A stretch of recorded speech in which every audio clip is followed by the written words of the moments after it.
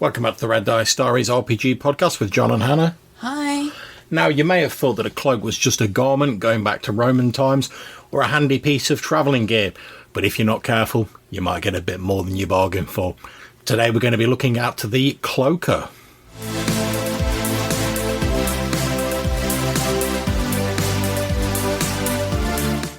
Okay, so starting off, as we have been doing previously, with the first edition AD&D Monster Manual 2. In it, the Cloaker is described as a shadow-dwelling, unearthly creature.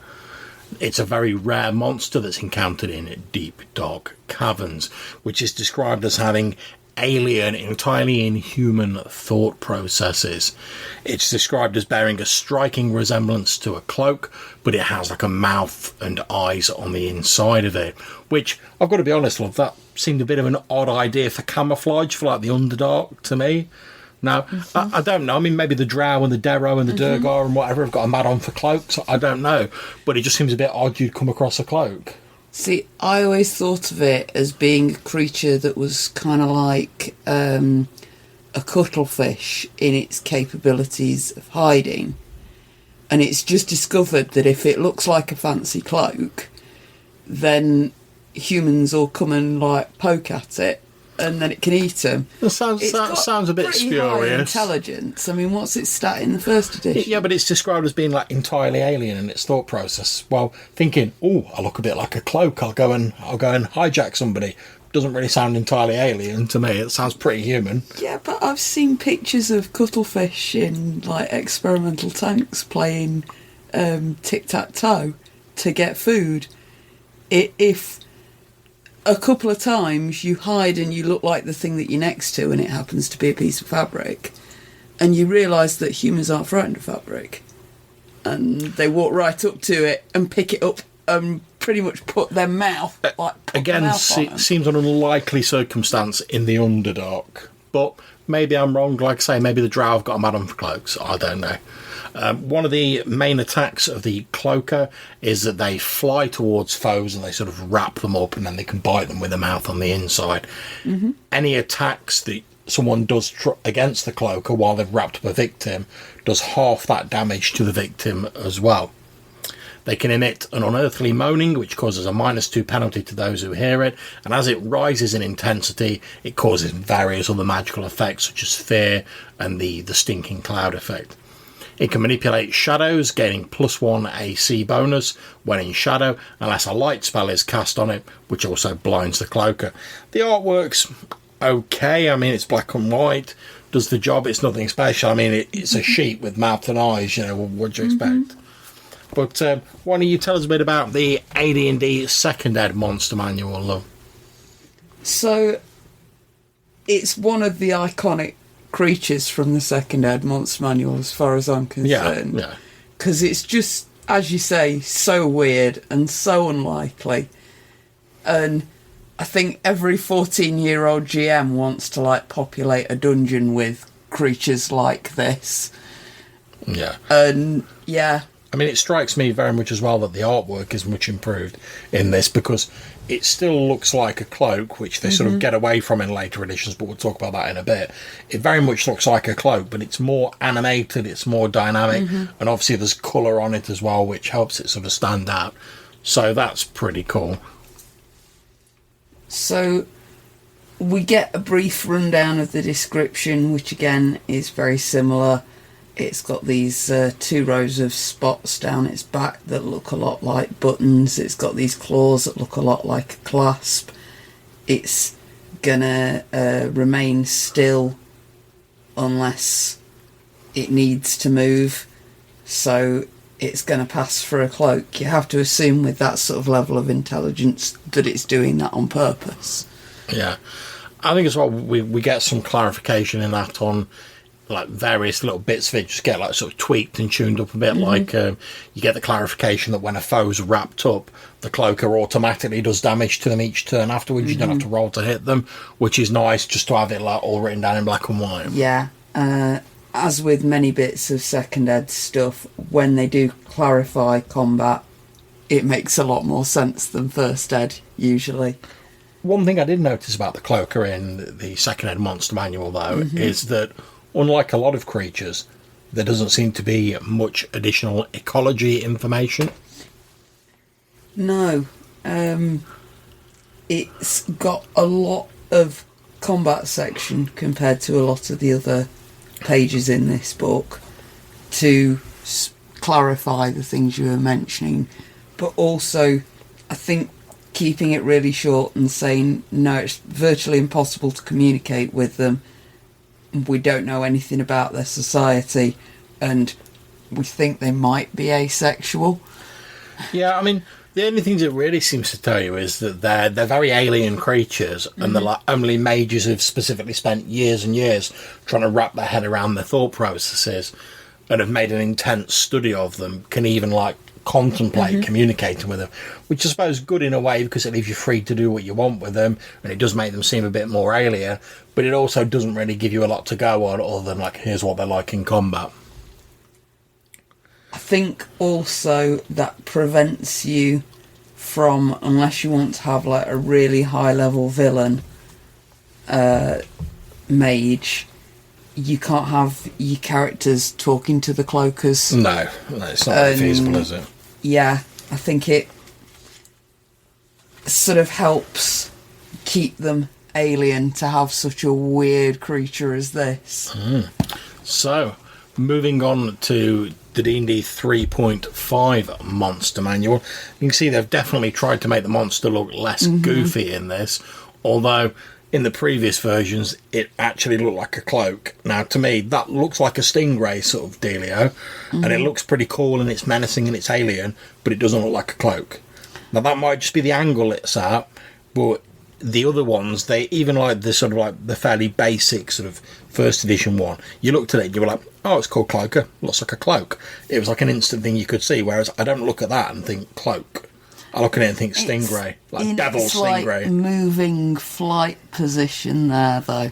If it just relaxed its wings and sat on the floor and tucked its tail in underneath, I don't know, it's maybe. you know. They get high levels in hide, listen, move silently, and spot skills. We're told that they take a cruel amusement in killing people, and they still have these sort of eerie moan, but now the Cloaker gets to choose from unnerve, fear, nausea, or stupor effects. Again, we don't really gain a great deal more on their sort of their habitat, their society or whatever. We're just told they have these black eye spots on their back resembling buttons, and they have the ivory claws which look very much like bone clasps, but when it unfurls it reveals a horrid mouth underneath, and that they're alien and they have mysterious goals. And that's pretty much all you get within 3.5. So I'm going to go on to the 4th edition Monster Manual 3 now, which I've got here. So the artwork is clearly based off the 3.5 version of the creature. Again, it looks more fearsome, it's more dynamic, it's sort of mid-flight in an action pose. And again, it looks more to me like an alien stingray, but less like a cloak. But as Hannah said, that might just be because of the attack pose it's in, effectively. We're told they're solitary, cruel creatures that on rare occasions gather together and form together in this massive sphere-like formation. We get 2 sets of stats, the Ambusher, which is the base level Cloaker, and a Cloaker Lord, which is basically a beefed up version. And they have various sort of at-will powers which mimic engulfing the foes, doing the eerie moan. Basically just 4th edition versions of the abilities they've got in the previous editions, to be honest. So, Love, what about the latest edition of D&D, 5th edition, then? What does that tell us about them? Same again, pretty much. So, the artwork on this one, the creature's got a much more substantial looking body on it.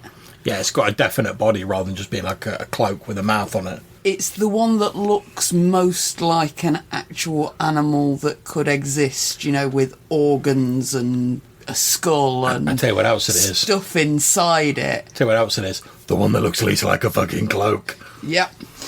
So, Which is ironic, really, because I'm sure it says somewhere that they're named after their resemblance to cloaks. It specifically says that. Yeah, because they look like dark, leathery cloaks. Now, a leather cloak rather than a fabric cloak, again. Now, I think if we're talking about any of the previous, like the 3.5 or the 4th edition, I'd probably agree with you. But I think like the body shape and the head, particularly, is so distinctive here. 'Cause previously, they've always been described as like the mouth and the eyes are set like into the body of the creature, like on the inside of the cloak. Whereas here, it looks to have an actual like distinct head and separate body with wings. And it also does say further down that its body is composed entirely of cartilage and muscle, which allows it to flatten itself out. But yeah, it doesn't look particularly... It doesn't make me think cloak when I look at it. Yeah, it looks the most substantial creature, I think. Which, now, don't get me wrong, if we'd gone to 5th edition and we'd looked for a creature and it was called, like, Devil Stingray, I'd have been like, that artwork's pimp. But when it's called a Cloaker and everyone knows it's supposed to look like a cloak, that artwork, although good, doesn't really work for me. These ones go out hunting. Oh, right, okay. They fly around the Underdark, pursue herds of Underdark beasts and attack the sick, the weak or the straggling. It's because they're chasing after all them drow with cloaks, that's what it is.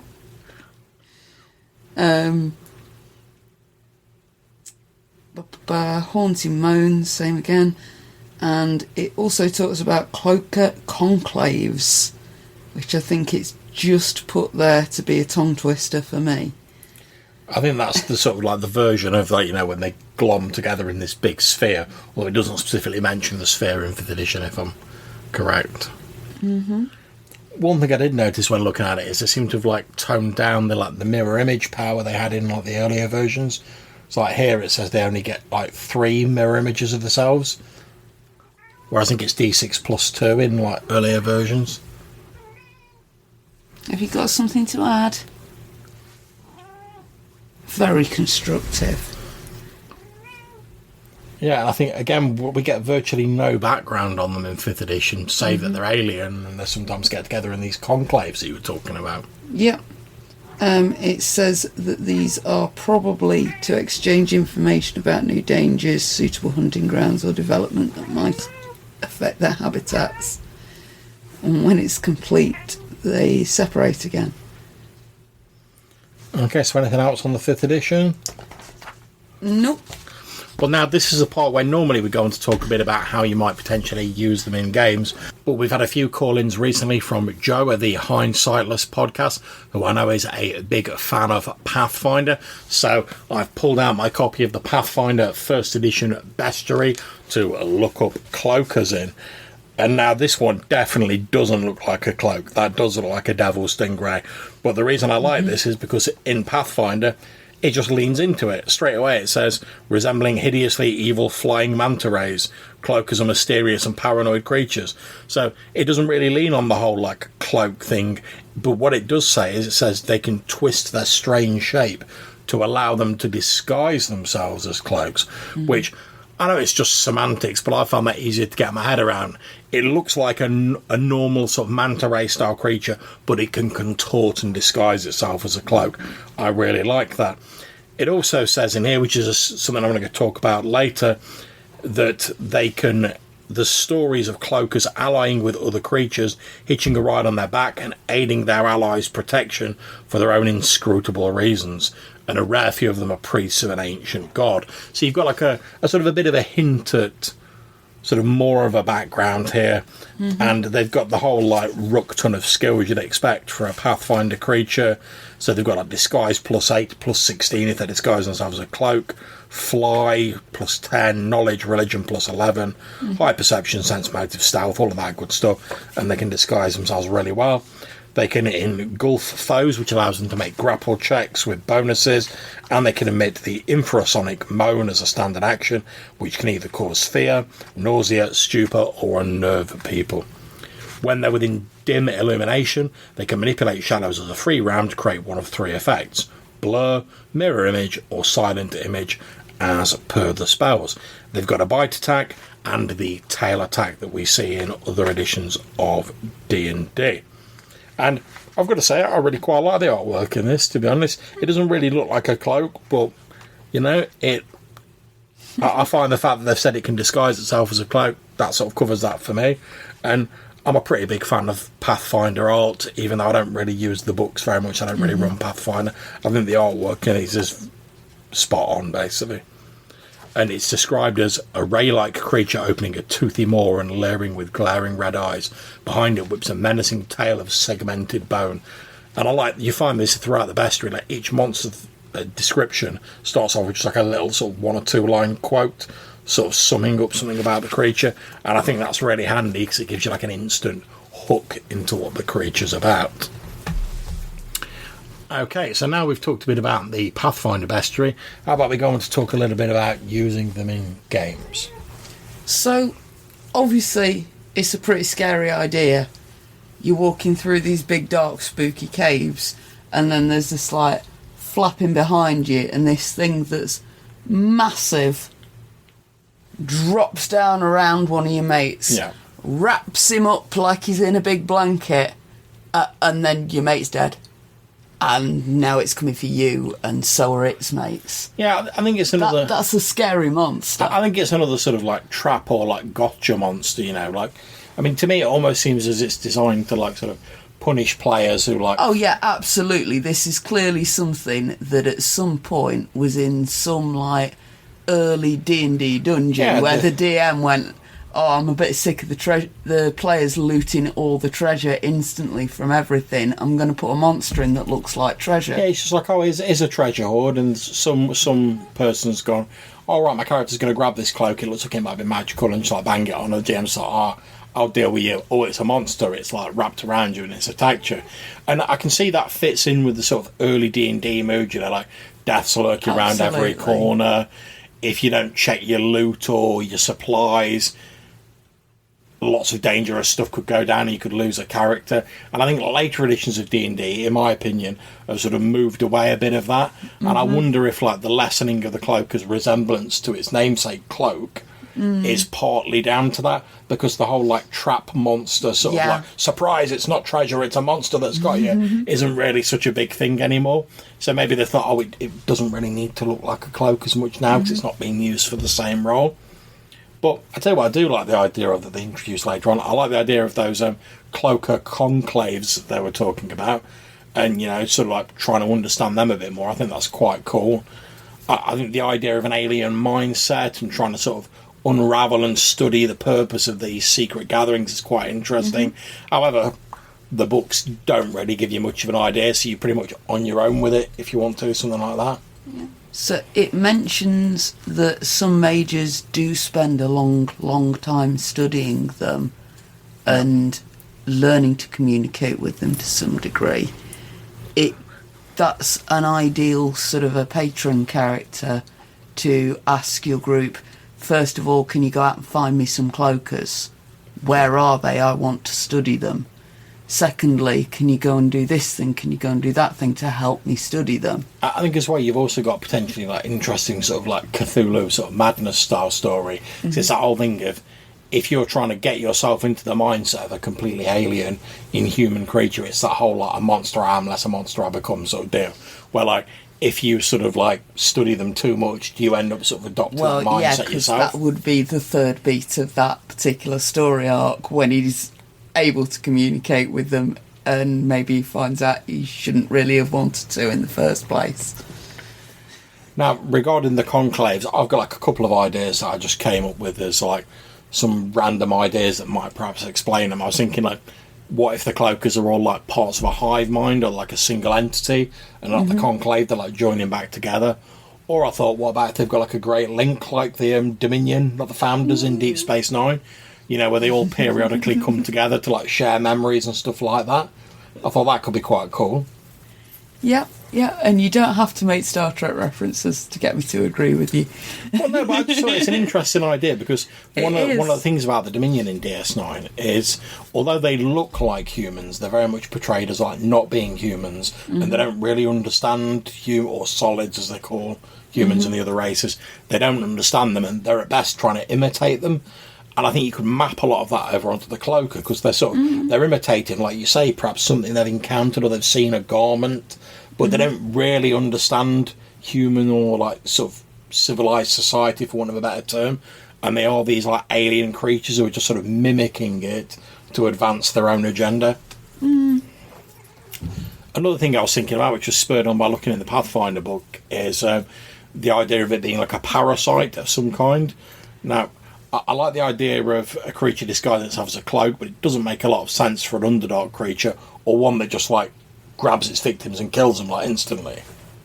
I was actually just thinking that this would make quite an entertaining thing to do as a player character, that's somebody with a cloaker on their back and the human body is irrelevant. Yeah. It's the cloaker that's the player character. I mean, don't get me wrong, that smacks a bit of the Core Powers wacky character for my taste. Oh, yeah. I think in the right sort of game it could work. I mean, I think, as we're saying, like, it's not really supported in like the sort of core D&D, but let's face it, it doesn't really take much tweaking of the cloaker to imagine it as a parasite. I mean, perhaps it like it drains the character of like a little bit of like hit points or something or other every day, but the host can use some of its abilities.